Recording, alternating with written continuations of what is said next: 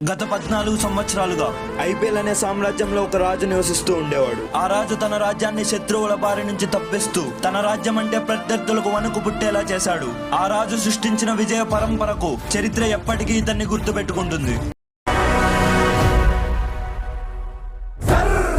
వీడు అడుగేసి ఉద్యమిస్తే ఆక్రమణమే, గర్రంటూ గదిని గర్జిస్తే జలధరించు భూగమ